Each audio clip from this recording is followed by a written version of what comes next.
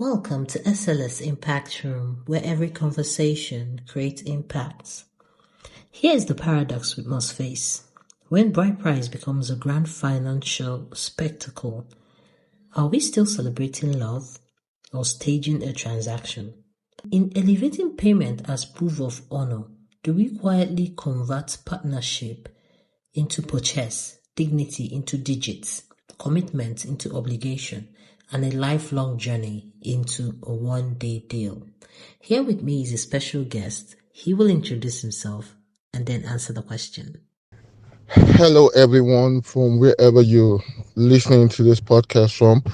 My name is Ikim Anekwe, and I'll be just talking about the topic traditional marriages in Nigeria, especially as regards to the Igbo culture, because I'm Igbo, so I can't really say so much about other cultures, but I can talk about the Igbo culture. I've been in advertising for about a decade now, and I also grew up in the East, and I would want to just give you some insight and knowledge on what I know as regards to traditional marriage. So there's this myth about traditional marriage, especially when it comes to people in the eastern, you know, in the eastern part of Nigeria, that marrying an Igbo girl is super expensive. And when you want to marry an Igbo girl, they just want to cut your throat off and take all they can from you. And I just wanted to shed some light on that, on what is true and what's not true, and the reality of this and what it entails. So yeah, to marry someone in the Igbo culture in the Eastern region is quite an expensive venture, because it will cost you a lot of money, and you now ask why. So there are a couple of things about it. So number one is that it's a sign to prove that you can take care of the kid, the girl, sorry, not the kid, the girl in question, and it shows that you have the utmost value on the person you want to marry. So it's kind of what will you go through, or what will you do to prove and show that this person is valuable to you, that this person is all that you said the person is to you, and a token of your sacrifice. As a man, you should be willing to, lay your life down for your spouse. Now, this doesn't mean you should spend all your money just to, you know, pay the bride price. So what happens is this, and it depends on the family, but what really happens is this. Normally, each village have their requirements in terms of what you need to provide to the villagers before the bride price is accepted. So what normally happens is that they would give you a list, and once they give you a list, you and the girl's family would go through the list, and a lot of times the family would always tell you, oh, we can negotiate this, we can remove this, we can remove that, because they know that, all hands are not equal, number one, that so that your child is not just a piece of, material, or an item in your house. So they would always sit down and tell you, oh, we will remove this, we will remove that, we'll do this. And I'll say, okay, all these things that they are doing, where is it going to? Now, this is where the first breakdown I would want to elaborate on is, which is the things you do for the girl's mother, the things you do for the girl's father, which is not compulsory. The girl's parents might reject it and say, you know what, we don't need this. Then also there are things you do for the umunna, which is the clansmen for the families, which is the extended families, which is the father's brothers and uncles, etc., etc. There are things you do for the umuada, which are the women of the village, to acknowledge them and let them be part of this union, so they get something, and they are the youths will also get something, and all of these are quite really, really, all are quite all depends on the family, because the family can look at you and say, oh, because of XYZ we will do XYZ and we would leave XYZ out. So in a nutshell, it's not that everything that you're buying or you're doing goes to the girl or her father. It goes to the community, because they say it takes a community to raise a child, and everybody just want to be part of the bridal, the bride price. Like I said, however, it's always open to negotiation. However, what thing people rarely talks about is, after that has been done, there's what we call idununo, meaning after you've paid the bride price and you've done everything, the girl in question would have a list that she would give her own father and her mother and say, now my husband has done the rights. These are the things I want to go to my father's house, meaning that the girl doesn't come empty handed. So this is where you would say it varies from family and varies from the girl child. So you could have a situation where the family is giving the girl plates and pots and properties, cars, furniture, depending on how wealthy the family is and what the girl requests for.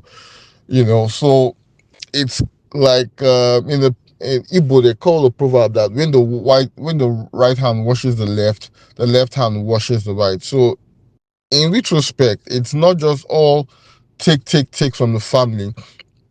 In as much as they take from you, they are also going to give you, because they're not going to send their daughter empty-handed to your house. I've heard situations where a girl went with a kind of property to her husband's house from the family, saying this is our own token to you going into this marriage and all of that. So it's not just a one-sided thing, and it's something that, like I said, it's something that a lot of families discuss and negotiate with their in-laws, and most of the time the families from both parties always come to a reasonable um agreement. It's not all, oh, this is what's in the list and you must do all of that. There are always negotiations, and that's why before you get married or before you pay the bride price, you have someone from your side that would come and be a mediator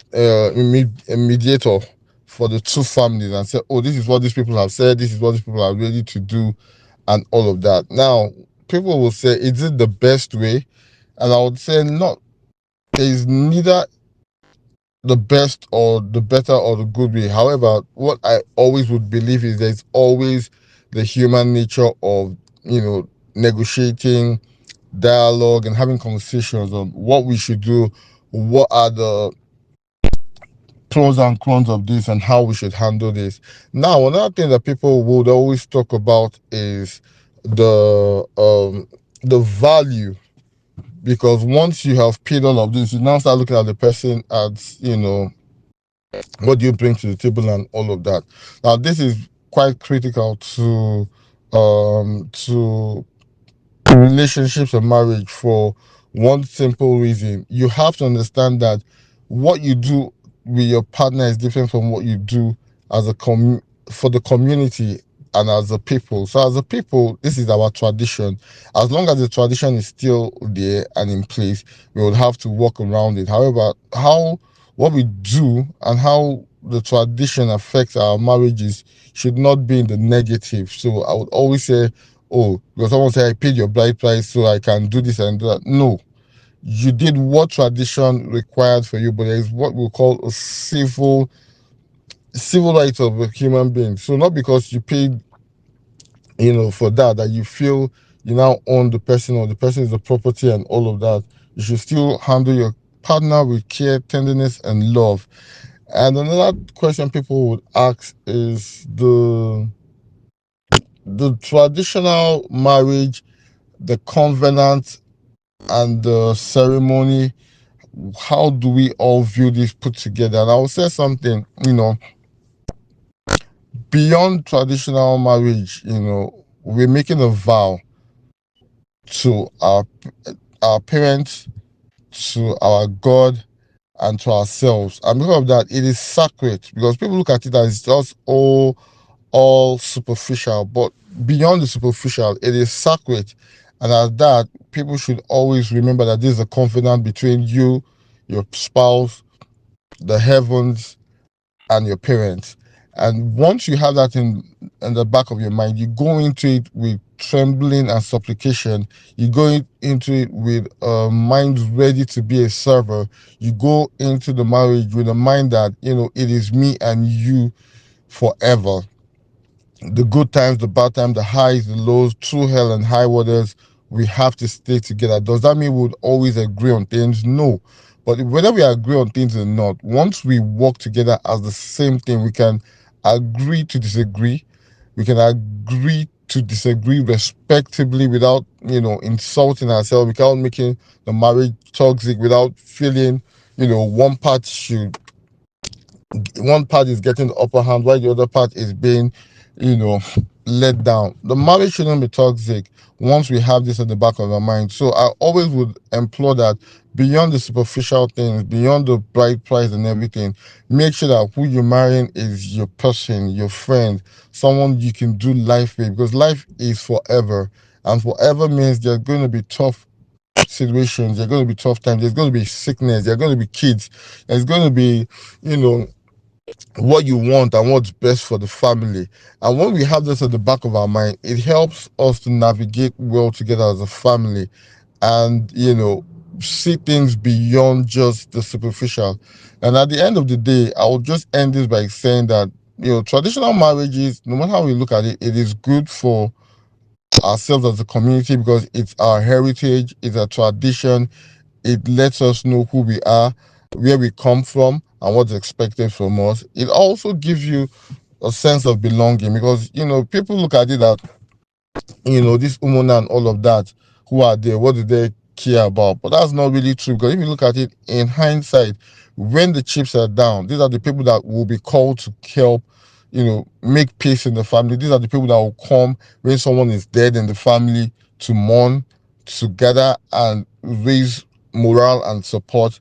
And at the same time, these are the people that would always be there, not just for you, but for your whole family.